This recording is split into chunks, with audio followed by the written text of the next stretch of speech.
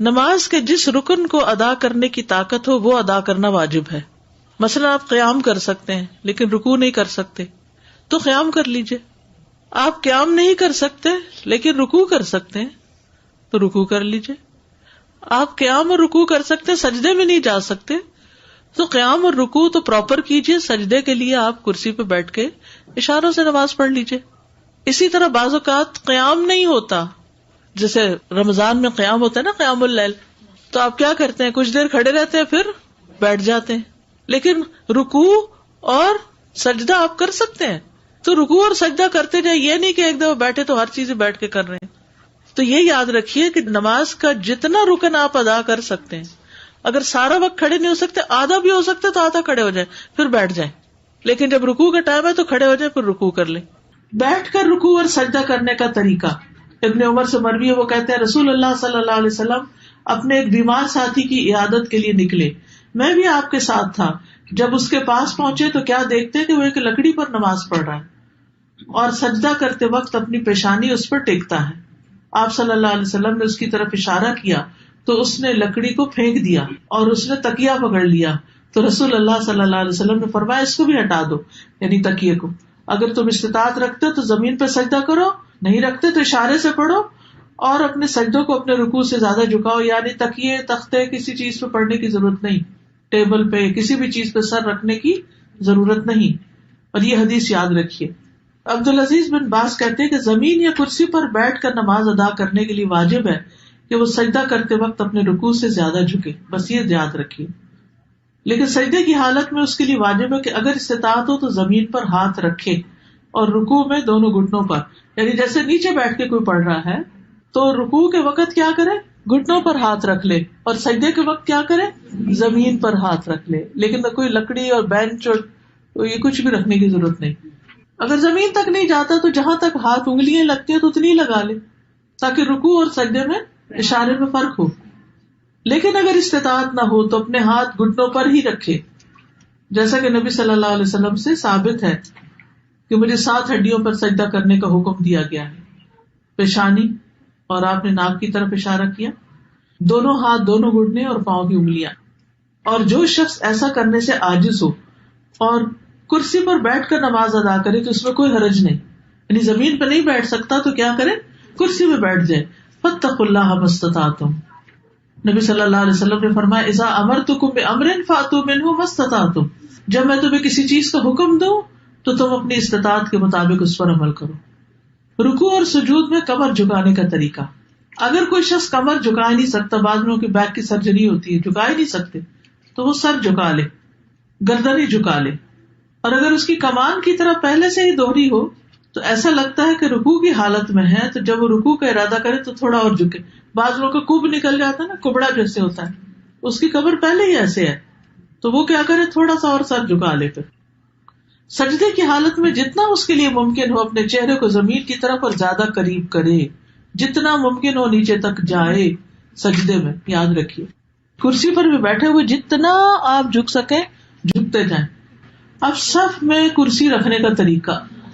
کرسی کو صف میں رکھنے کے متعلق علماء نے بیان کیا کہ جو شخص بیٹھ کر نماز ادا کرتا ہے اس کے لیے اس کی پشت معتبر ہوگی, چنانچہ نہ تو وہ صف سے آگے ہو نہ پیچھے ہو. مقعد وہ حصہ ہے جس پر جسم کا انحصار ہے, یعنی کرسی اس طرح رکھے کہ لائن میں اس کے کندھے دوسروں کے ساتھ لگ رہے ہوں, پاؤں نہیں, کیا رکھے, کندھے سر یہ برابر ہونا چاہیے.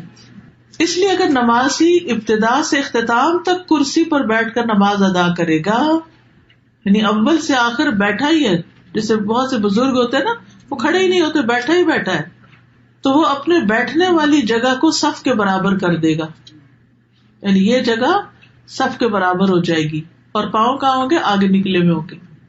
اور اگر وہ کھڑا ہو کر نماز ادا کرے گا اور صرف رکوع سجدے کے وقت کرسی پر بیٹھے گا تو اس میں کھڑا ہوتے وقت صف میں برابر کھڑا ہوگا, کرسی پیچھے جائے گی, پھر کرسیاں الگ رکھی جائیں گی تاکہ وہ دوسروں کے لیے تکلیف کا باعث نہ بنے. عین بیچ میں کرسی نہیں رکھے کہ پیچھے والا کیا کرے گا, اور کرسی بھی ایسے جو آگے پیچھے ہو سکتی ہو. کامن سینس ہے بالکل. اپنی پوری کوشش کے ساتھ جتنا کر سکتے ہو کر لو. نماز کے واجبات کو ادا کرنے کا قاعدہ یہ ہے کہ نمازی جس فعل کو سر انجام دینے کی طاقت رکھے اسے ادا کرنا اس پر واجب ہے، اور جس رکن کو ادا کرنے سے وہ عاجز ہو وہ ساقط ہے۔ جو کر ہی نہیں سکتے، ہم بعض اوقات ایسے تو گھٹنے اکڑ جاتے ہیں، تو آپ پوری طرح جلسہ استراحت میں پوری طرح پیچھے نہیں بیٹھ سکتے، یعنی آگے اکڑو سے ہو کے بیٹھے ہوئے ہوتے ہیں، کوئی بات نہیں، یہ نہیں کہ اٹھتے ہی دوبارہ سجدے پہ چلے گئے، نہیں، جتنا رک گئے، ٹیڑھے رکے، سیدھے رکے، جتنی استطاعت ہے، فاتقوا اللہ ما استطعتم۔ لہذا جو شخص قیام کرنے سے عاجز ہو تو وہ قیام کی حالت میں کرسی پر بیٹھ سکتا ہے، لیکن رکوع اور سجدہ اس کی اصل صورت میں ہی کرے گا۔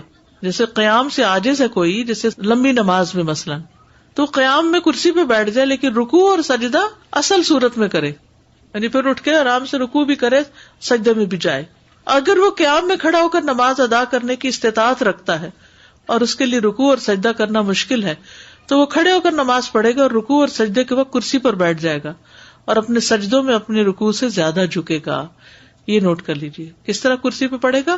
اپنے سجدوں میں رکوع سے زیادہ جھکے گا، یعنی بیٹھے بیٹھے ہی رکوع کرے گا کم جھک کر، اور جب سجدہ کرے گا بیٹھے بیٹھے تو زیادہ جھکے گا۔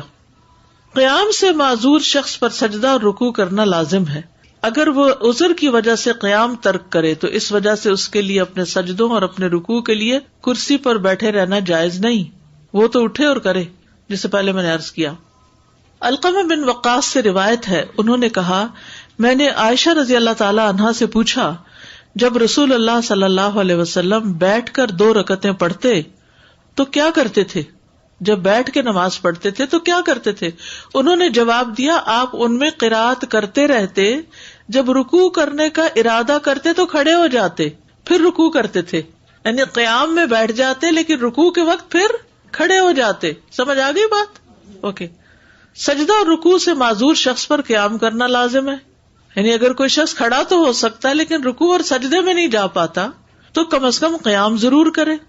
کچھ لوگ ہوتے ہیں قیام کر سکتے ہیں لیکن وضو کیا، جا کے ڈھک کرسی پہ بیٹھ گئے اور وہی سارا پڑھا۔ نہیں، اگر آپ کھڑے ہو کے کھانا پکا سکتے کچن میں تو نماز میں آ کے کیوں بیٹھ گئے؟ پھر وہ کبھی کہتے ہیں کہ ہمارے لیے بیٹھنا اٹھنا مشکل ہے، مشکل تو ہے لیکن اجر بھی ہے۔ صبح فجر کے وقت بیڈ سے بھی تو اٹھتے ہیں نا ہم۔ پھر اسی طرح یہ ہے کہ کرسی کو پکڑ کے اٹھ جائیں اگر ویسے نہیں اٹھ سکتے، ویسے بھی تو نماز کے لیے ٹیک لگا کے اٹھتے ہیں نا ہاتھوں کی، ٹھیک ہے نا؟ تو فاتقوا اللہ ما استطعتم، جتنی استطاعت ہے اتنا کام کرتے جاؤ۔ اگر وہ رکوع اور سجدہ اصل صورت میں ادا کرنے سے معذور ہے تو اس وجہ سے اس کا قیام کو چھوڑنا اور حالت قیام میں کرسی پر بیٹھنا جائز نہیں۔ کچھ قیام بیٹھ کر، کچھ قیام کھڑے ہو کر کرنے کی اجازت ہے۔ حضرت عائشہ کہتی ہے کہ رسول اللہ صلی اللہ علیہ وسلم بیٹھ کر بھی نماز پڑھتے تھے، آپ بیٹھے ہوئے قرات فرماتے، جب آپ کی قرات سے اتنا حصہ بچ جاتا جتنی 30 یا 40 آیتیں ہوتی ہیں تو آپ کھڑے ہو جاتے اور کھڑے ہو کر ان کی قرات فرماتے، پھر رکوع کرتے، پھر سجدہ کرتے، پھر دوسری رکعت میں بھی ایسا ہی کرتے۔ سہارا لے کے نماز پڑھنے کی اجازت، کرسی کا سہارا یا پھر کوئی ستون کا سہارا، دیوار کا سہارا۔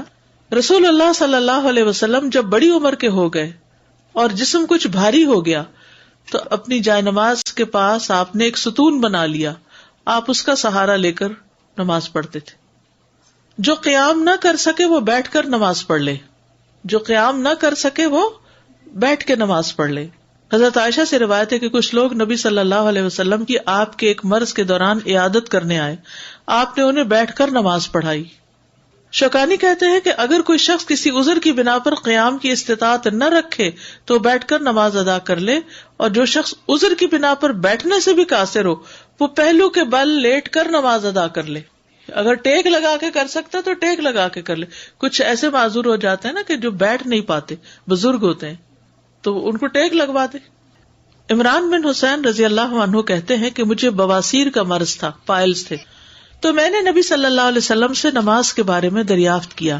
آپ نے فرمایا، کھڑے ہو کر نماز پڑھو، اگر تمہیں اس کی بھی طاقت نہ ہو تو بیٹھ کر ادا کرو، اور اگر اس کی بھی طاقت نہ ہو تو پہلو کے بل لیٹ کر پڑھ لو، یعنی کرسی پہ نہیں بیٹھ سکتے، چارپائی پہ نہیں بیٹھ سکتے تو لیٹ جاؤ، سائڈ پہ پڑھ لو۔ جیسے بھی حالات ہوں کسی بھی حال میں نماز چھوڑنا جائز نہیں، بلکہ مکلف پر واجب ہے کہ اپنے تمام حالات میں، اپنی تندرستی میں بھی، اپنی بیماری میں بھی نماز کی شدید خواہش رکھے۔ کیونکہ نماز اسلام کا ستون ہے اور شہادتین کے بعد تمام ارکان میں سب سے بڑا رکن ہے. کسی مسلمان آدمی کے لیے فرض نماز کو چھوڑنا جائز نہیں. سبحانک اللہم و بحمدک اشہد ان لا الہ الا انت استغفرک و اتوب الیک.